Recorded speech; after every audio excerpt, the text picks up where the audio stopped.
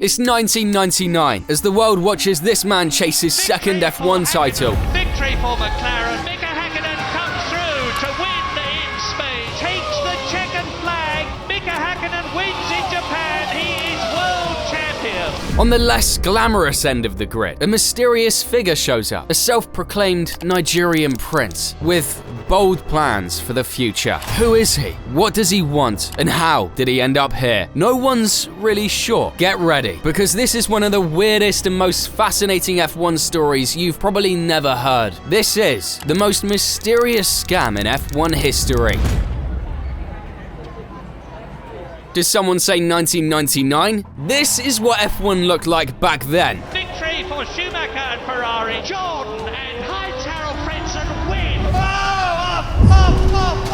Off goes Häkkinen. But Eddie Irvine in the Ferrari just wins the Australian Grand Prix. This was Hamilton. Man, Alonso wasn't even an F1 yet. It was definitely a different era. And if I say arrows, bet a lot of you have no idea what I'm talking about. But back in the day, they were actually one of the 11 teams on the grid. And nope, it wasn't one of those teams that just pops up and vanishes like your New Year's resolutions. These guys had been around since 1978. Sure, they were never exactly setting the track on fire. Most of the time they were somewhere in the low midfield, but somehow they always managed to hang in there. And hey, they even pulled off 9 podiums and a pole along the way. So not too shabby for a team running on pocket change. Like any scrappy F1 team with a slightly sketchy vibe, they had their ups and downs, but the 90s? Oh man, those were extra bumpy. In 1990, a Japanese company called Footwork came in and bought a big chunk of arrows, handing them a much needed stack of cash. Things looked decent for a second, even changed the team's name to Footwork in 91, just to make it official. A big money sponsor throwing cash around, that should have been the stability boost they needed, right? Yeah, not quite. By 94, Japan hit a major financial crisis, and Footwork got slapped so hard they had to pack their F1 bags and bounce. So Jackie Oliver, one of Arrow's founders back in 78, had to swoop in and save the team. Footwork, even though they weren't really doing anything, stuck around as a sponsor until 96. But by then, the results were tanking, the money was drying up, and things were going downhill faster than my budget if you don't subscribe.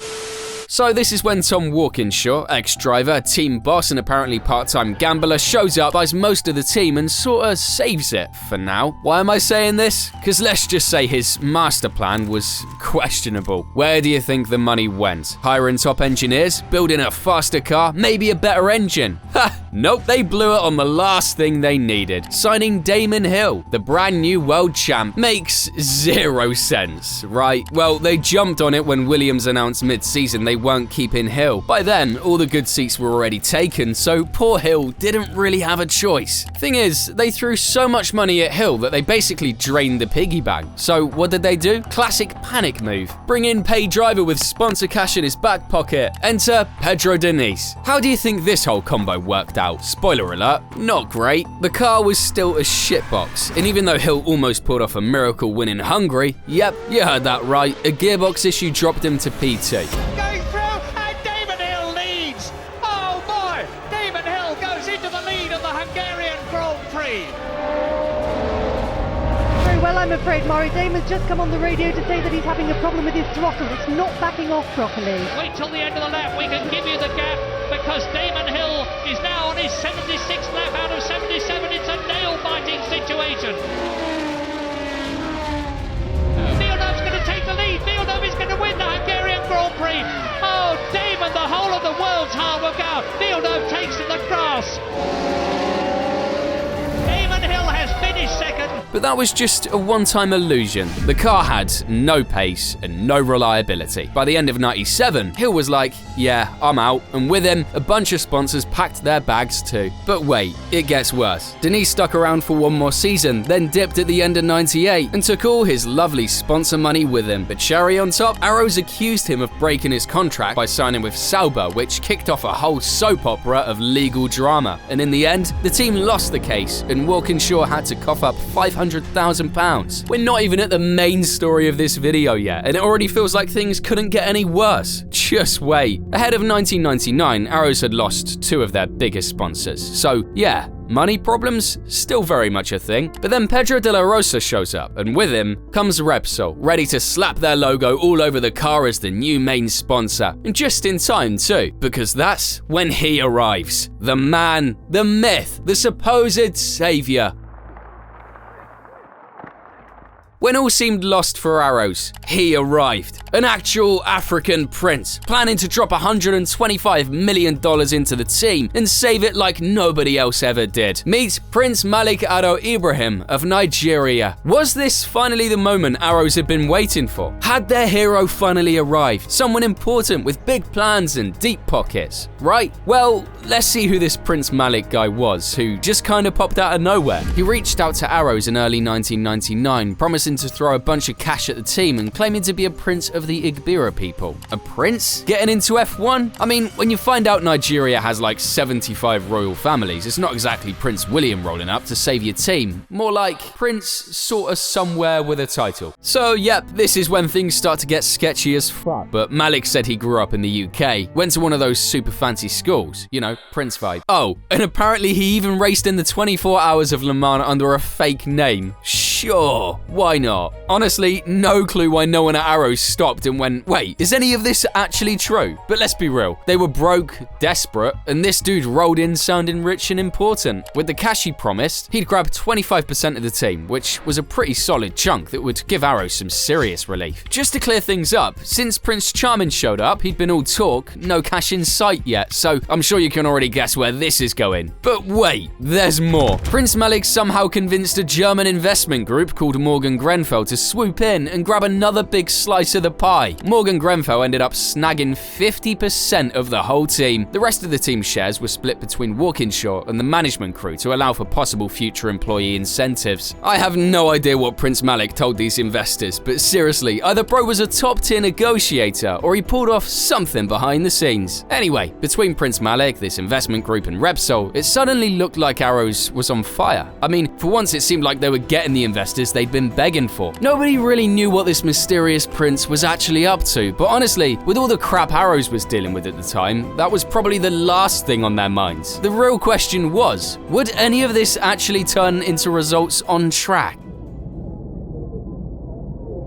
Finally, the action starts. Ferrari unveiled their new car. The champion Mika Häkkinen and teammate David Coulthard unveiled the all-new McLaren Mercedes. Spanish driver Pedro de la Rosa and Japan's Teranosuke Takagi were the lucky ones chosen to drive the Arrows A20, which was basically a slightly tweaked version of last year's car, a car that already sucked. And the engine? Oh boy. Just like in '98, they were stuck with the humble in-house Hart engine, the same one that had a laundry list of issues and would eventually spark a messy fallout between Walkinshaw and Brian Hart. You know what Arrows really needed? A bit of Odoo in their life. Odoo is a powerful all-in-one business management platform that helps you handle everything. Sales, marketing, accounting, inventory, HR, projects, you name it. No more bouncing between a bunch of disconnected apps or dealing with messy setups. It's super easy to use, looks clean, and doesn't need a tech wizard to run it. Over 12 million people already use it, and you can start with one app for free with unlimited hosting and support. Yep,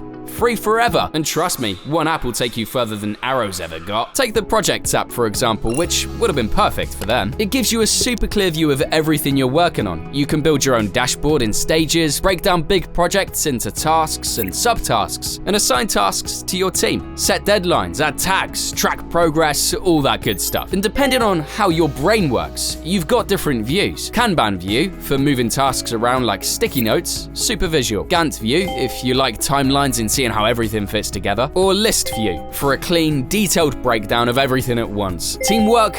Nailed. In each task, you can send emails, attach files, log notes, so that everything stays centralized in one place. And if you've got external partners, you can give them access too, just the parts you want. Is this what Prince Malik really needed? Probably. So what are you waiting for? Get started now with the link below and see how far one app can take you. The car got a fresh new paint job, proudly showing off a bunch of new sponsors, and they were all set to take on the season and grab whatever points they could. Oh, and see those weird symbols on the car? Yeah, you can thank Prince Malik for that. He came up with some kind of mysterious countdown to, well, no one really knew what. Just his own way of building hype, apparently. That's when people started realizing that the Prince's master plan was, let's say, a little out there. But hey, trust the process, right? Despite all the mystery swirling around Arrows and Prince Malik's cryptic master plan, the team didn't have to wait long for a little reason to smile. It came right at the first race in Melbourne. With an amazing P6, De La Rosa bagged a point for Arrows. Takagi came in right behind him in P7. So wait, was the Arrows suddenly a competitive car? Well, hate to break it to you, but in a race where only 8 cars actually made it to the finish line, Arrow's biggest achievement was basically just not dying. The car, still just as slow and unreliable as ever. The real reality check hit in the second race in Brazil. De La Rosa retired with car issues, and Takagi finished P8. Once again, his biggest achievement was just making it to the end. At this point, Arrows and Minardi were basically in a battle to not be the slowest team on the grid. But at San Marino GP, Prince Malik was back in the headlines. Remember that weird countdown thing on the car? Well, at Imola, the big reveal finally happened.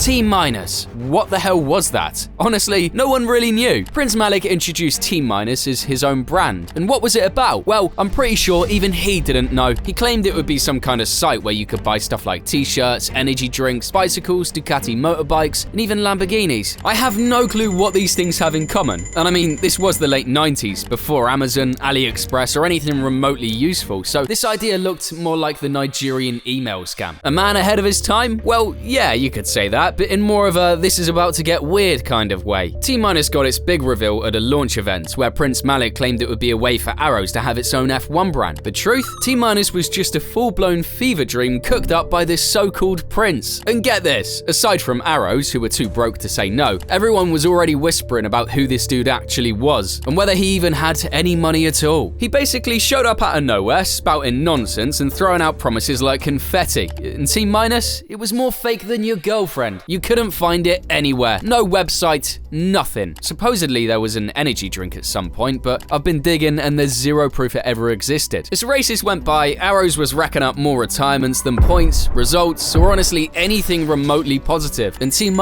it was pulling in just as much. A big fat zero. The Prince's genius plan? He was gonna pay for that 25% stake in the team through T-. Yep, the same T- that didn't actually exist. There were even rumors that in his head, he had some master plan to one day buy the entire team and turn it into the first Nigerian F1 team. Bold, delusional, both. But by the Hungarian GP in August, just as the deadline to cough up the money was creeping up, new rumors started floating around the paddock. Prince Malik had vanished.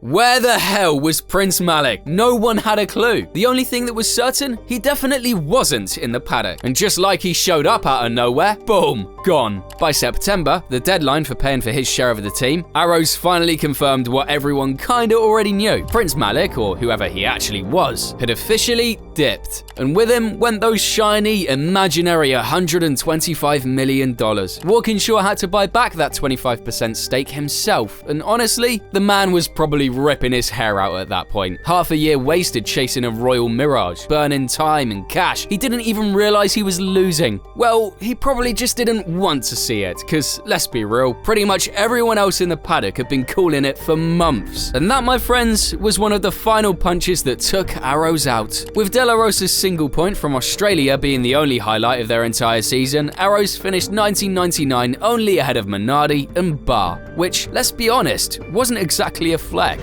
In 2000, things looked a bit better. They switched to Supertech engines, had a decent chassis, and even got a solid cash injection thanks to Orange. They managed to score 7 points, which felt like a miracle. But the problems didn't magically disappear. The car kept sucking, and the funding issues just wouldn't die in 2001 and 2002. Remember Morgan Grenfell, the German investment group that Prince Malik somehow convinced to join F1? Yeah, turns out they accused Arrows of changing the rules after taking their money, and the whole thing spiraled into a mess of debts, lawsuits, and drama. By 2002, it was game over. Arrows went bankrupt before even finishing the season. That's how the story ended, with the slow, painful collapse of a team that never really recovered from one fake promise of investment. At the time, Arrows was the 11th team with the most races in history, which honestly makes it even sadder sadder. But what about Prince Malik? Where the hell did he go? Well, according to his own LinkedIn, he was the team owner of Arrows until March 2001. Yep, team owner. I'm guessing that's from the same alternate timeline where he raced at Le Mans under a secret identity. And of course, the chaos didn't stop with Arrows. In 2008, he popped up again, this time in a Texas courtroom, accused of stealing money that was supposed to help a young NASCAR driver, Robert Richardson Jr., with his career. Malik was cleared of those charges, but he couldn't leave jail just yet, because he needed to cough up 35 grand in bail for a bunch of perjury charges tied to stuff he allegedly lied about before the trial, because of course he did. And again, according to his LinkedIn, because it's literally the only source of information about his life, Malik's career is packed with executive roles at renewable energy companies and digital media ventures, all described in the vaguest, buzzwordiest terms possible. Like seriously, I've read them 3 times and I still have no idea what any of these companies actually do. And weirdly enough, not a single one has an official logo. Just that classic sketchy as fuck vibe that's kind of become Prince Malik's signature aesthetic. What does seem kinda real though, is that he's jumped into Nigerian politics. Yep, he ran for president under the Young Progressives Party in 2023. Young. This landed him in a bunch of national and even international media spots, including a TED Talk, because, well, why not? Honestly, I have no idea what his campaign was about, but if it involved manipulating, improvising, or confidently BSing your way to the top, he might have just been the most qualified candidate ever. For some reason, he didn't win the election, and now he's running his investment firm, Nigis International, which supposedly focuses on promoting infrastructure and sustainable development in Africa. Yeah, once again with all those fancy-sounding, vague terms that look great on paper, but if he handles it like he did at Arrows, his partners are definitely in trouble. Malik's story is as fascinating as it is mysterious. What was he really after when he jumped into F1? Did he seriously think he could pull off starting his own Nigerian team? Honestly, I'm not sure if getting that far without knowing anything is impressive or just, well, something else. But whatever it was, it sure made for one heck of a ride. His legacy is one of confusion, chaos, and a whole lot of unanswered questions. Maybe one day we'll know what was really going on in his head, or maybe we won't. Either way, it's a story that's hard to forget. And these F1 moments are almost just as hard to forget. Bet you don't know them all. Anyway, if you want more stories like this, just let me know. And as always, thank you for watching.